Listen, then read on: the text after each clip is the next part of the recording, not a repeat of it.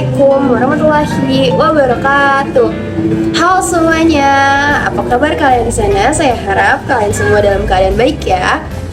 Perkenalkan, nama saya Oktavianita Wijaya dari jurusan Administrasi Perpajakan tahun 2020. Di sini saya ingin mempresentasikan mengenai gempa bumi, khususnya gempa bumi di Cianjur.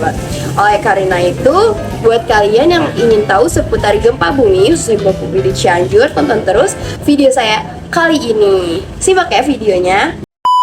Kita masuk ke bagian pembahasan.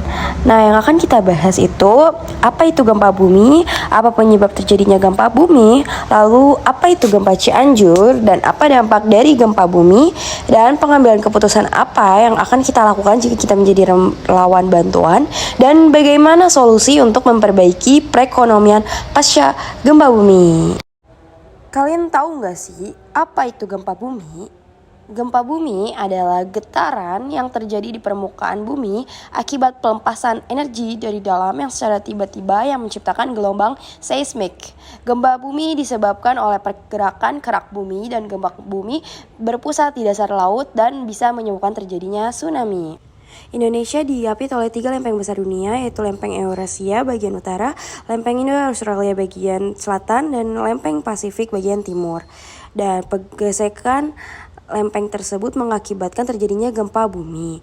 Nah, itu hal tersebut mengakibatkan Indonesia rawan sekali terkena gempa karena Indonesia diapit oleh 3 lempeng besar dunia itu. Gempa bumi di Cianjur terjadi pada tanggal 21 November 2022 yang disebabkan oleh aktivitas sesar aktif lempeng Eurasia dengan tipe sesar geser. Mengingat lokasi gempa di darat dengan kedalaman hanya 10 km, maka efek kerusakan ditimbulkan lebih besar.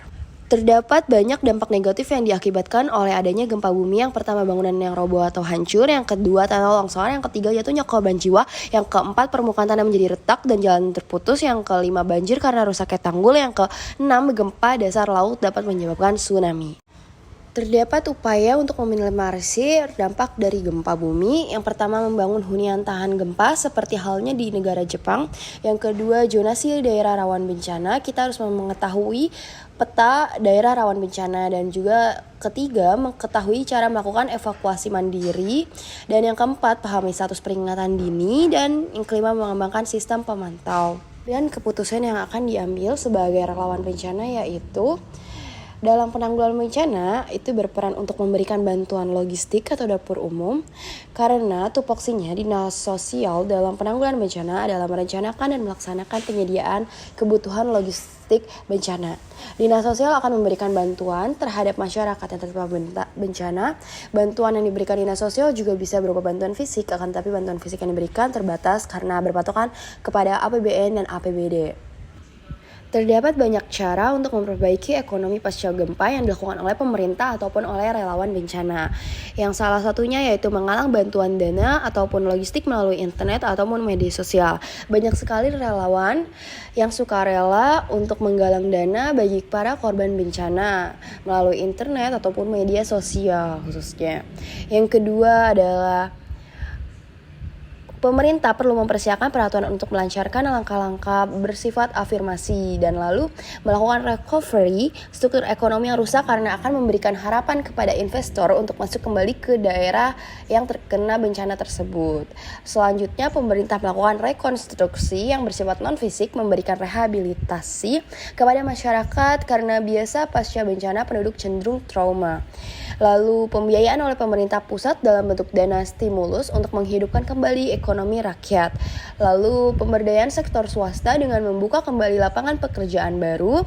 Dan yang terakhir, perlunya adaptasi masyarakat secara individu maupun kelompok terhadap lingkungannya dengan dukungan keringanan, pinjaman, dan operasi pasar murah.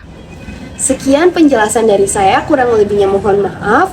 Wassalamualaikum warahmatullahi wabarakatuh.